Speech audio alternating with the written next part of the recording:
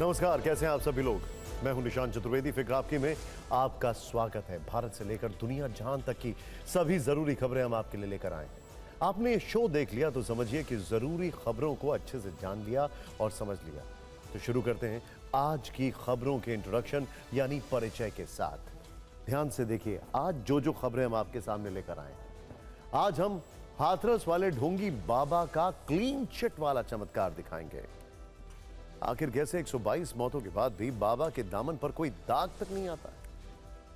सियाने बाबा ने कैसे clean chit का इंतजाम एडवांस में कर लिया, इस कृपा की परतें खोलेंगे। दूसरी खबर, रूस में पीएम मोदी ने अपने परम मित्र पुतिन को फिर युद्ध नहीं बुद्ध का मार्ग सुझाया है। मॉस्को में नमो शांति मंत्र का यह फॉर्मूला क्या है?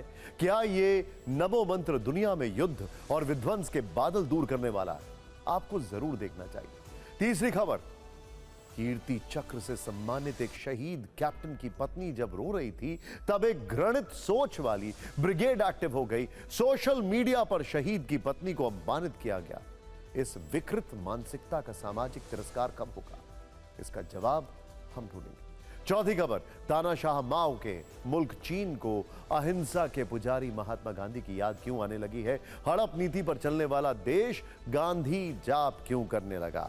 इसे डिकोड करेंगे। पांचवी खबर, इसरो की उस अंतरिक्ष उड़ान की होगी जो भारत को अब स्पेस में भी सुपर पावर बनाने वाली है। हमारे सामने अपने देश के अंतरिक्ष स्टेशन का लेटेस्ट डिजाइन आ चुका है। जरा गौर से इस खबर और इस डिजाइन को देखिएगा। लेकिन शुरुआत बाबा साकार हरि के क्लीन चिट वाले चमत्कार से।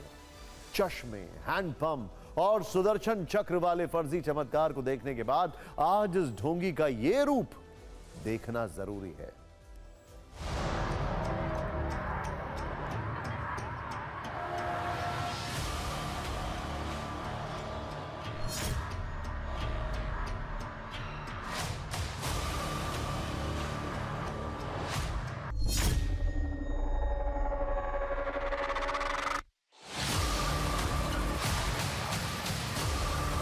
पानी है ताकतवर इसका, कैसे हमने पिया है, हमारा बुखार भी ठीक हुआ है यहाँ का।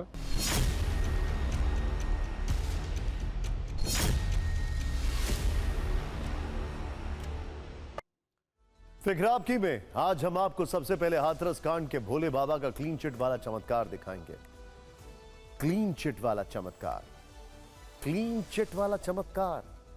यह सुनकर आप सोच में पड़ गए होंगे क्योंकि अब तक हमने आपको सूरजपाल और भोले बाबा और नारायण साकार हरि के चमत्कार वाले चुंबक के बारे में बताया। हमने आपको साकार हरि का नारायण अवतार वाला ढोंग दिखाया। हमने आपको साकार हरि का पाखंडी सुदर्शन चक्र दिखाया। हमने आपको साकार हरि के हैंडपंप वाले पानी का फर्जी चमत्कार दिखाया। नारायण साकार हरि की चश्मे वाली नकली दिव्य दृष्टि उजागर की। लेकिन यह पहली बार है जब बाबा वही है, बस उस पर क्लीन चिट वाली कृपा नई है। बाबा को राहत देने के लिए क्लीन चिट वाला मॉनसून आया और एसआईटी रिपोर्ट से लगता है कि क्लीन चिट वाले बाबा के चमत्कार के आगे पूरा सिस्टम नतमस्तक हो चुका है। सिस्टम चित हो चुका है। क्लीन चिट वाले बाबा है और 122 लोगों की दर्दनाक मौत के लिए वो बाबा को बिल्कुल भी जिम्मेदार नहीं मानता है। मानो क्लीन चिट से लबालब भरा हुआ कोई बादल बाबा साकार हरि के ऊपर आकर गिर गया हो और उससे क्लीन चिट की मूसलाधार वर्षा सिर्फ उन्हीं पर हो रही हो। क्लीन चिट वाले चमत्कार से जुड़े साक्ष्य ये सवाल उठा रहे हैं कि क्या एक ढोंगी बाबा को बचाने वाला यह अनोखा प्रयास बाबा के वोट बैंक वाले चुंबक का नतीजा है? क्या वोट बैंक वाले चुंबक के डर से पूरा सिस्टम बाबा के खिलाफ कार्रवाई करने से पीछे हट रहा है या फिर बात कुछ और है? इन सवालों से उठे संकेतों को समझेंगे, लेकिन उससे पहले क्लीन चिट वाले चमत्कार की पूरी कुंजी खोलते हैं, जिसे देखने के बाद आप कहेंगे, हे प्रभु ये क्या हुआ? हे प्रभु ये क्या हुआ? बाबा को जिम्मेदार बताने के नाम पर सिस्टम में सन्नाटा कैसे छा गया?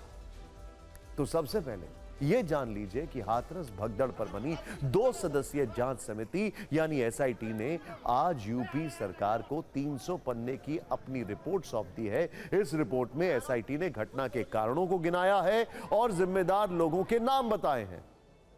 लेकिन कहानी अब शुरू होती है, क्योंकि इस कहानी में सबसे बड़ा किरदार, बाबा का नाम और जिम्मेदारी गायब है।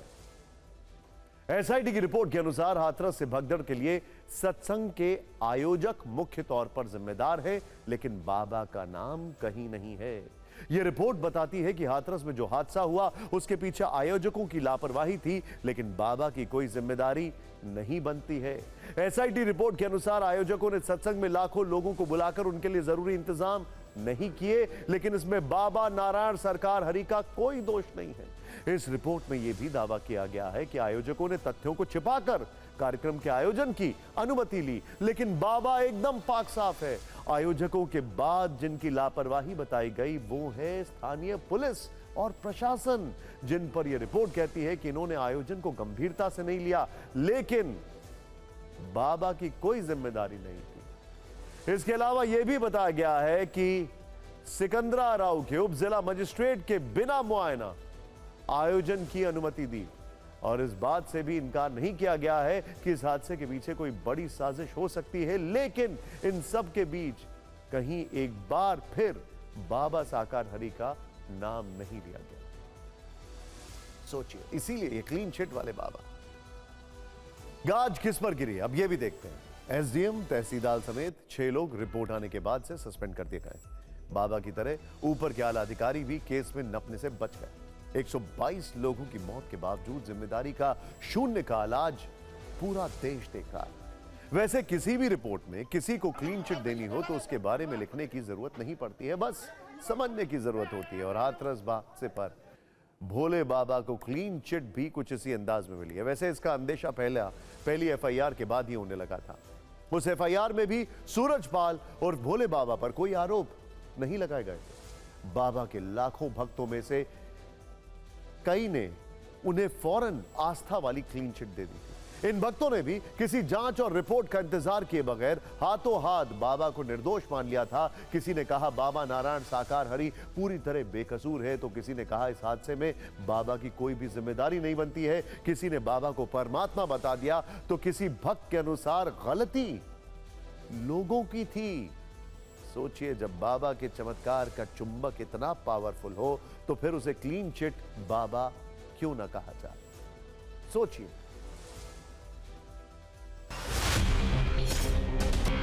ये हमारे इष्ट देव है, हमारे परमात्मा है, हमारे प्राणनाथ है, प्राणपति।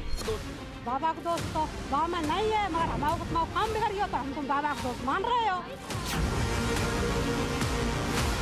मेरे नारायण हरि सब देख रहे हैं, हमारे परमात्मा है। बड़ी मुसीबत भगवान के ऊपर टूट गई है, उस पे कैसे वो करेंगे? वो करेंगे, परमात्मा है, वो चाहे तो करेंगे, उनका ही सब कुछ है। का साहब कोई उसमें दोष नहीं है, क्योंकि ये शिक्षा अच्छी शिक्षा देते हैं। हादसा हुआ है उसमें उनकी लापरवाही या उनकी जिम्मेदारी मानते हैं आप कि वो भी इसके दोषी हैं?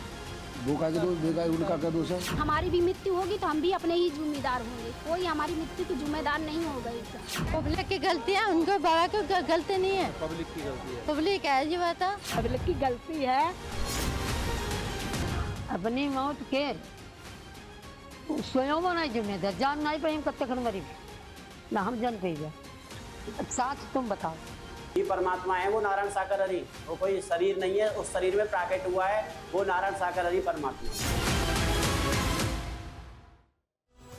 वैसे अगर आप ये सोच रहे हैं कि बाबा ने क्लीन चिट वाला चमत्कार ऐसे ही कर दिया तो आप गलत हैं। नारायण साकार हरि असल में बाबा बनने से पहले पुलिस की नौकरी भी कर चुका है। उसने अपने पुलिसिया अनुभव का पूरा इस्तेमाल अपनी बाबागिरी को चमकाने के लिए किया। यानी आसान शब्दों में कहें तो बाबा नारायण साकार हरि ने क्लीन चिट का इंतजाम पहले ही कर लिया था एडवांस में, और उसके कुछ सबूत हैं, ध्यान से देखिएगा।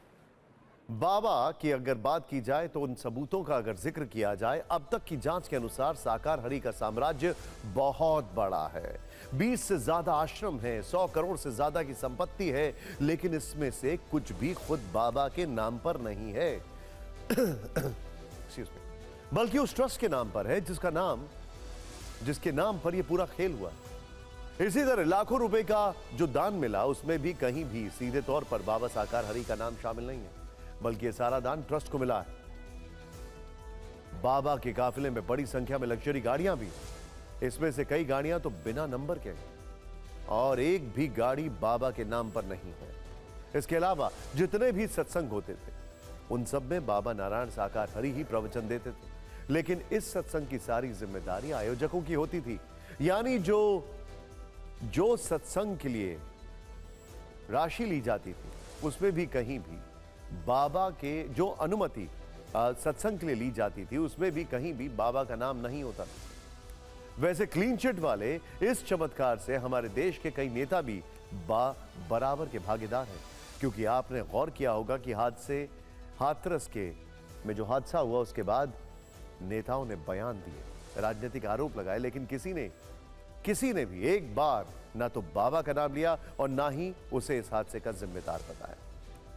अब ऐसा कैसे हुआ कि बाबा हर ओर से क्लीन निकला? तो हमने बाबा के सियासी चमत्कार को भी समझने का प्रयास किया, बाबा के पुराने सियासी कनेक्शन खंगाले, बाबा के वोट बैंक को जानने की कोशिश की, तो पता चला कि बाबा के लाखों भक्तों में काफी बड़ी संख्या में उन लोगों की है जो गरीब तबके से आते हैं, पिछड़े समाज से आते हैं, ज्यादा पढ़े लिखे नहीं हैं, जो 2 वक्त की रोटी कमाने के लिए दिन रात संघर्ष करते हैं। सबसे बड़ी बात, बाबा सूरजपाल खुद जाटव समाज से हैं।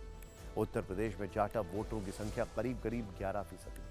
सियासी जानकारों की माने तो यूपी के 16 जिलों में बाबा का प्रभाव है, खासकर दलित समाज पर। यही वजह है कि सियासी गलियारे में पक्ष विपक्ष के तमाम नेता नारायण साकार हरि के प्रति नरम रुख अपना रहे हैं, खुलकर नाम लेने से बच रहे हैं। और यूपी की मंत्री बेबी रानी मौर्य तो साफ कह चुकी हैं कि बाबा के चरणों की धूल उनके कहने पर नहीं ली जाती, भक्त खुद बेहतर होने की आस में ऐसा करते हैं और बाबा का इसमें कोई दोष नहीं।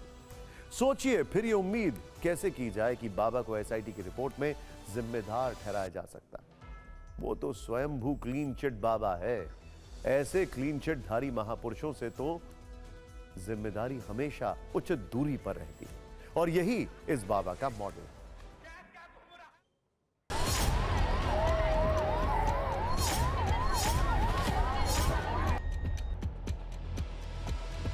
भरोसा करें कि किसी भी कानून तोड़ने वाले व्यक्ति को सजा हर हालत में मिलती है। जो भी दोषी होगा हाथरस कांड का, उसके खिलाफ कार्रवाई होगी। हुआ है षड्यंत्र की दृष्टि से भी, जब अब षड्यंत्र की दृष्टि से देखेंगे तो निश्चित तौर पर वो लोग भी पकड़े जाएंगे, वो लोग जो अभी तक बहुत एक्टिव थे। बाबा के ऊपर कार्रवाई की जाए, बाबा को जेल की सलाखों के पीछे होना चाहिए, हमारा बस यही मुद्दा है। इसी बात को सोचकर सबसे ज़्यादा दुख होता है कि ये सब कुछ होने के बाद भी बाबा का नाम क्यों नहीं है, सरकार क्यों उसको दोषी नहीं मान रही है।